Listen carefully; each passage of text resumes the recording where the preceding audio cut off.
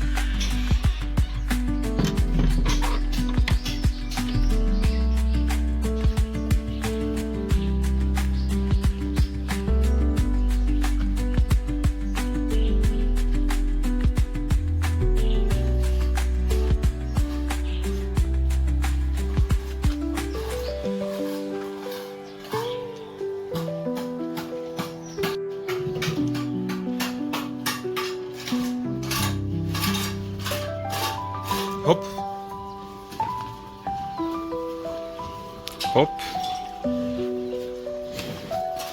So lie.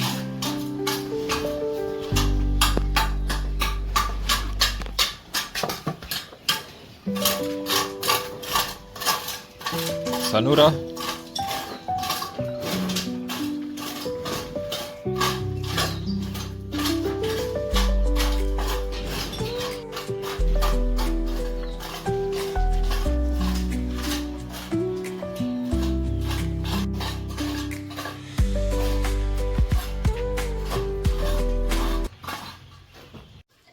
Hello my good people, welcome back to our YouTube channel that goes by the name Farm with Maxwell, and I personally am called Maxwell Lumumba. That is my name. So I really appreciate what is happening to this YouTube channel, because we are now 1.5 months old and actually we are just doing great, which is very fantastic. Yeah, today we have just hit the 2,200 subscribers, which is very much appreciable. Yeah, and also I usually encourage that we have a playlist, so make sure we join that playlist and play those old videos so that we can learn something about animals. Yeah, remember this channel is meant for farming. Yeah, I do all things about farming. That means crop farming, animal farming, and the entire thing. But most of the instances I usually call myself the animal lover. The reason is this: I'm just passionate about animals. That is why I have a lot of scripts telling us about animals, the way they are trying. So as you can see here in this video for today, you can see we have some 3 cattle, just 3. Remember, I've just traveled all the way from the Isibania village today morning, and I'm 280 kilometers away from the village in a place called Nangili. Nangili is found in Kakamega County. Yeah, it is in Kakamega County. This is western part of this country. This is Kenya. So we are specifically in Kenya, East Africa, which is very appreciative. I usually tell people that I personally don't have animals, but I have to work hard so that I can get animals, so that I can train my audience how to venture into this farming. But I believe one day, one time, I'll be having these animals so that I can be raising them. So today you can just see I have only 3 animals here. The reason is this. Yeah, when I was talking about animal keeping, yeah, a lot of farms that I used to visit initially, they were having a lot of animals, but today I decided to come to maybe one of advanced farm with a minimal number of animals, so that when the villager back in the village can see how this farm is making a lot of profit from these 3 animals. From here, I think it will transform somebody's farm, because I myself, I believe in transformation, and once transformation has been done, yeah, things happen fantastically. So that's the reason why I had to choose this farm, because after here I'll be heading to maybe some other good farm that they know than me, because this is one of my friends' farm. So I've just come to see how it's doing. Then I requested for a video so that I can show the villagers what is happening. This is just small, yeah. This is just a small unit here, yeah. We don't have a lot. Let me just take you through the housing structures here so that when you are back in the village, you can see how we can maximize the use of this land, guys. Yeah. So as you can see, we have only 3 animals here. These are only 3 animals. We call this animal here Hope. This is called Solai, and that Asha that we have over there is called Sanura. So from these 3 animals, this farmer gets an average of 80 liters of milk. So that means each animal produces an average of around 25 plus liters of milk.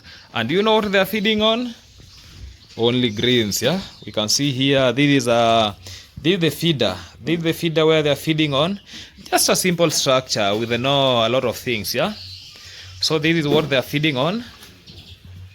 We can see this is a pak chong super napier, because I had a video where I was talking about pak chong super napier, and this farmer feeds these animals with pak chong and some supplementation. Yeah.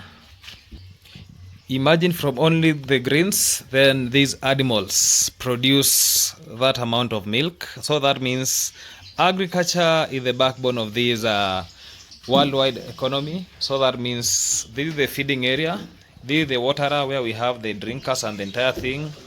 Then here is another feeder here. This is another feeder, and you can see what is happening. Then here we have the movement space. Yeah, like you can see they are now turning in this movement space. Then this is the sleeping area. You can see where the sleeping area we have 1, 2, 3. Yeah. So these are 3 sleeping areas, and we can add this one 4.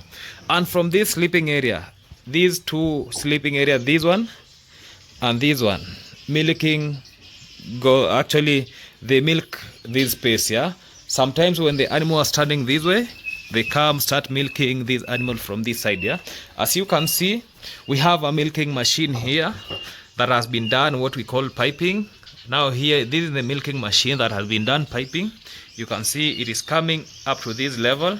So that means one tank is being placed here and another tank here. So that means milking takes place. Now this is the milking parlor.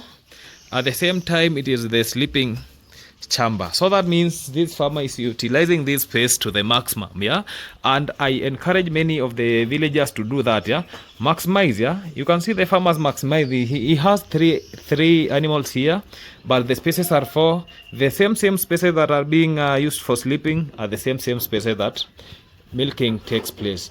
Then I want to show you something. Yeah, when you don't have much space, you can now think upwards. Yeah, you can see this is a store on top of this sleeping area. There is a store on top there. So that means I'll go to the store so that I can show you the way the store has been built, the way they're putting some feeds inside there. And you can see, we can even see the roofing. Yeah, we have a transparent mabati here, iron sheet, so that it can give sunlight to this cow shed, because I usually tell people that you try as much as possible to mimic the outside environment. Yeah? That is the outside environment. You bring it here so animals can get sunlight. There is free flow of air. You can see we have a lot of ventilated place, aeration. Yeah, comes into this place. So that means this place is well aerated. Then you can see about the floor. Yeah, this is a concrete floor, but when you can see, they have not placed what we call a screed. Yeah, so that means in a floor like this one, yeah, a floor like this one, animal cannot slide. Yeah, you can see the way it is rough, somehow rough. Yeah, so an animal cannot slide here. Then you can see the drainage. Yeah, you can see the drainage. So that means when an animal urinates here, it goes to that direction. So that means the drainage is very good. Yeah, let me now show you where the machine is placed. Then I show you the calves. This is the entrance. Yeah, this is the entrance to this chamber. Then we have, because of the space, that's the reason why they had to place a milking machine from here. This is the milking machine, done piping toward there. You can see the pipe has gone round here, so they will be milking the milk from the pipe. Yeah, so they have just tapped the pressure from the machine towards this end here. You can see the way pressure flows. Then here, so this where the milking place is. That is how they have done their milking system, so that to maximize this small space to the full. Then this is the calf pen. Yeah, you can see from there we have a calf pen here with us. So this calf pen, let me just show you how calves are here. Yeah, this is just a small structure, but really encouraging and appreciable. Yeah, you can see this calf. Yeah, this is a calf here sleeping. Yeah, this is one calf. Then we have another calf here. Look at this calf here, Ashaya one. Yeah, this is an Ashaya calf. You can see they are now feeding from there. Yeah, from there. Then we have a waterer here. They are being given water from this point. Then we have these are feed for calves, so they are feeding on super napier too.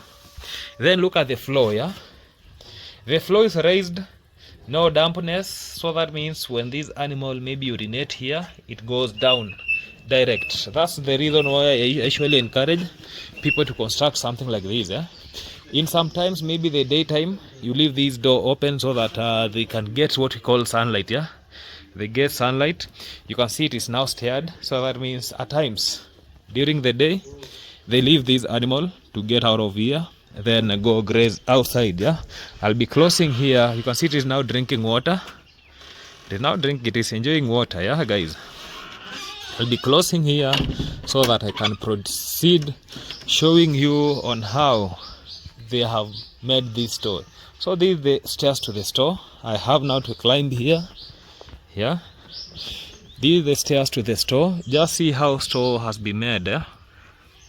Yeah, this is the store now, where we can see some grasses there. That is panicum. That is panicum in these sacks. Just have a look. This is a store for, so when somebody wants to construct, maybe you want to venture into dairy farming and you have a small space, you can construct something small like this. Very appreciable. But one thing I like about this farmer is now growing big. He's trying to expand the premise from this one. Yeah, you can see this is the side view, this is the back side view. Yeah, then this is the entrance.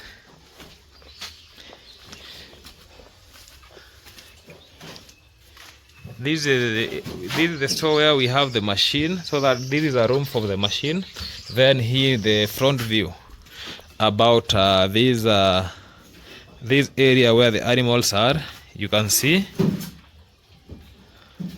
the animals are so much relaxed. You can see these animals are so much relaxed with the supplementation of salt lick. You can see this is a salt lick here. I usually tell people you have to supplement your animals with a salt lick so that it can get all the minerals required. You can see somebody can ask me about those waters that are being tied up there. Those are to prevent flies. Yeah, this is the side view of these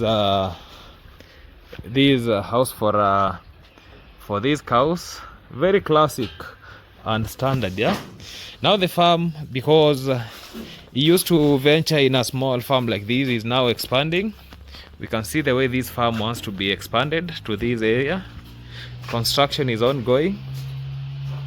I think I can just get inside there so that I can show you every part that is being constructed here, so that you can really appreciate with what is. You can see construction is ongoing, expanding the farm, because I told you this venture is very much profitable. Yeah, this is how the expansion looks like. Just simple. Yeah, simple structure. Yeah, very spacious. So let me tell you what is happening here. You see this part here, this is a milking parlor. They will be putting milking parlor here, so that means an animal will be standing here, another animal will be standing here, Then that piping will be transferred from that other side where we have the animals currently to this side. You can see plenty of aeration. There is space all over, so that we have proper aeration, so this place is well ventilated. You can see we have the transparent rooftop and a space here between, yeah, so as even this animal can burst on the sun. You can see their sleeping area has been roofed so as to provide very good shelter. So this is the sleeping area. They sleep here. This animal will be sleeping here. So that means, just to highlight the dimension for this sleeping area. So this sleeping area, you can see there, this measurement, yeah, from here to here is around 6 feet by 4 feet, yeah. So this is 4 feet, this is 6 feet, yeah. Basically this space is being constructed for you have seen those calves, they will be migrated to this place. Then those these big animals here, they will be brought here. Then other animals maybe in future, because they will be growing big. You can see that the milkers will be from that other end, so that means milkers will be staying here. So you can see this drainage. That drainage is proceeding this way towards this end. You can see it is now draining to that direction, which is very appreciable, because when you're constructing a drainage, you just put it away from the entry, yeah? That is the entry. You put it the opposite direction, yeah, where an exit should be. Like this exit is just going to the shamba there behind. So this is one of the standard, yeah, simplest standard way of constructing this cow shed, yeah. You can see just made of bricks, but in a standard way. This, you can see there are spaces here. This is for aeration, yeah, just to allow air to pass through here very well. And we can really appreciate, yeah, because this farmer is trying to make use of this farm to his maximum, so that a lot of animals can occupy this house. So even me, when I'll start maybe raising animals, I'll just copy something like this, because you maximize the use of your land. So at the end of the day, you get that you can put a lot of animals here and things proceed. Let me just talk to one of the guys here, so that he can tell us what they feed this animal with, and we can really appreciate, yeah. Let me ask him what they feed this animal with. Appreciate, yeah.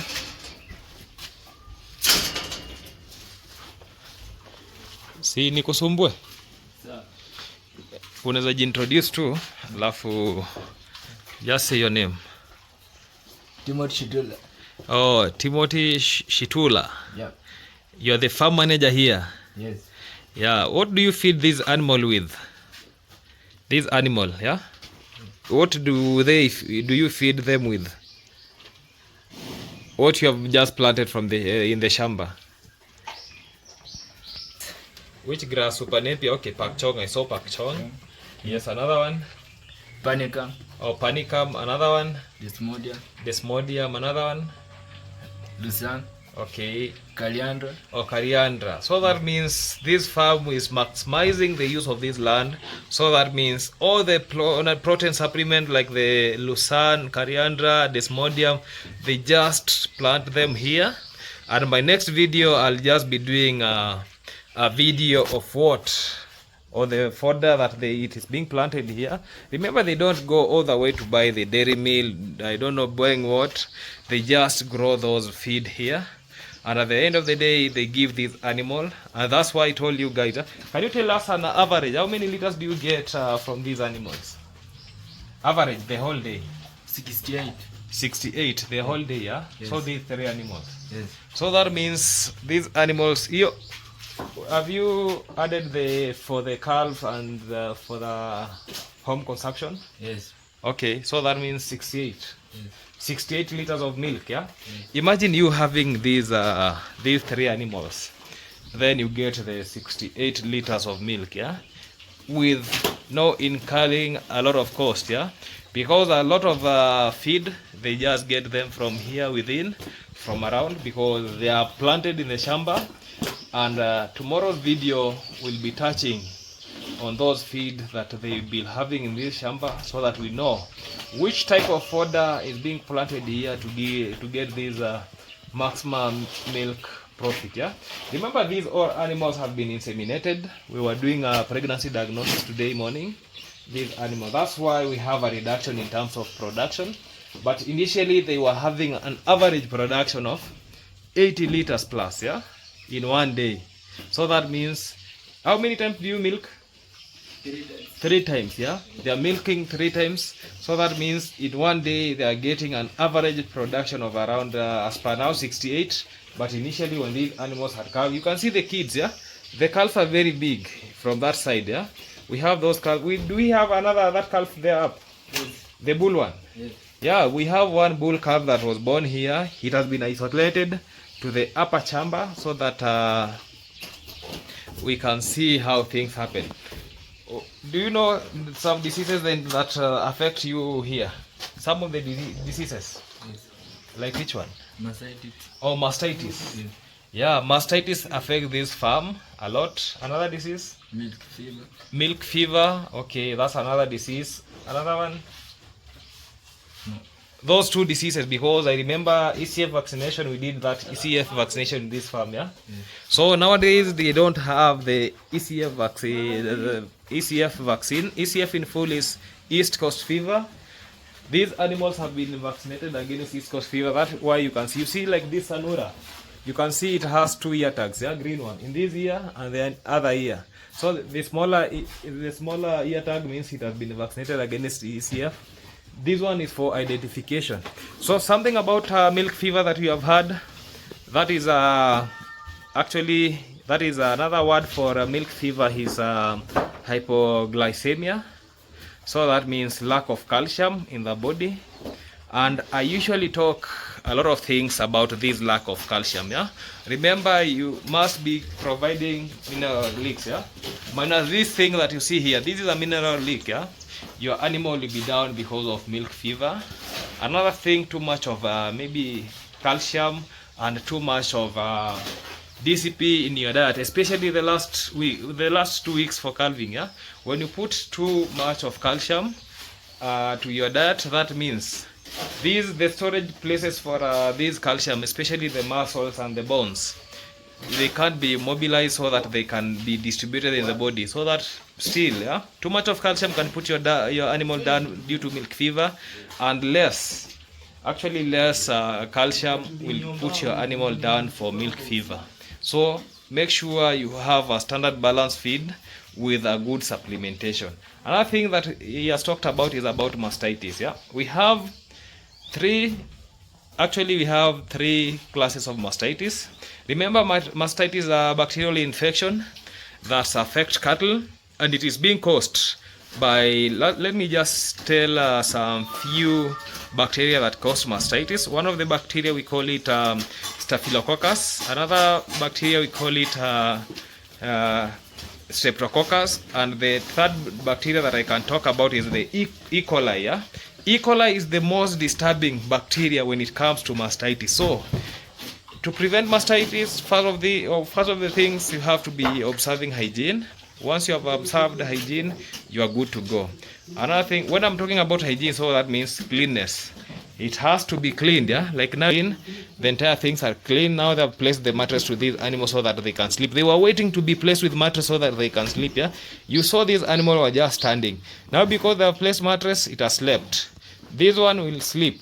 This one will sleep. So that means in the next 5 minutes, when you come here, you'll be getting these all animals sleeping here down. So that means this is animal comfort, yeah. You can see that's how this animal here, Sanura, wants to sleep, and I want to show you how the animal sleeps, yeah, how it folds its legs and goes down slowly, yeah. Some of the people have never seen an animal sleeping, so today you'll just see practically how an animal sleeps, yeah. When it is trying to sleep, I can just talk about something because it has to sleep at the end of the day. You can see the way it is folding itself, yeah. You have seen how an animal sleeps, yeah.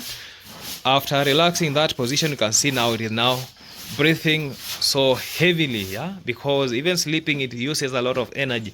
So I was talking about mastitis. You can now see these mattresses are now clean, so even if it sleeps in that mattress, yeah, it won't get mastitis that easily. Same to this animal. You can see now the mattresses are clean, very clean. It is only that it has stepped on the mattress, yeah, very clean. The environment here down, it is very clean, so that means things are working here very well, and I really appreciate that. You can see cleaning is in progress. Any dirt is being removed immediately, so that's what we call hygiene, yeah. So another thing that can I was talking about mastitis, guy, yeah, about how to prevent okay, classes of these mastitis. We have something that we call subclinical mastitis. So subclinical mastitis can only be detected maybe with a strip cup or CMT kit. CMT kit, it means that that is California mastitis test kit, where you have a diluent, then you put some milk there, then you shake this way, then you look the consistency of the milk, because in the milk we have something that is called somatic cells, yeah. So through those somatic cells, that means those consistency of milk will be different, especially when milk has mastitis, yeah. It will be somehow like glue. It will just be like this way, yeah. The way it is just it is like heavy. When you do this way, it is very heavy. So that's how you differentiate. Another class of mastitis, we have what we call the clinical, yeah. The clinical ones is when you just try to milk, you see that this milk has turned to be like pus form. You can see milk has turned to be watery. You can see sometimes the udder are swollen. You can see sometimes it is reddish in color, so that it means it is inflamed. So that's how to identify these mastitis. Even in the milk has some clots, yeah. When you see some clots in the milk, that is a possibility of mastitis. So make sure that you do all it takes to prevent these mastitis. And the last class about these classes of mastitis is the chronic mastitis. Yeah? The chronic, actually, you should not wait your animal. That is the advanced stages. Yeah. From the chronic, you can even get the udder falling down. Yeah. The udder does not now function. Yeah. Don't leave mastitis to go to that the chronic stage. Yeah, which is very bad. So another thing about mastitis. Okay, just preventive measures. In the preventive measure, I have a video that demonstrates the use of mustard and a dip cup. How you put mustard in the dip cup, then you dip the teeth on the teeth of that animal on that mustard, and things work well, guys. Yeah. So that's enough for today. I really appreciate for the time that you people have spent just watching this video. I feel much appreciated. And till we meet again, so that means from this end of this video, make sure you like, subscribe, comment, turn on the notification bell, so that when I post another video, it just appear there. You watch. Make sure you watch till the end, so that I can get so that we can at least we can learn something about till the end. Yeah, that's enough for now. Goodbye.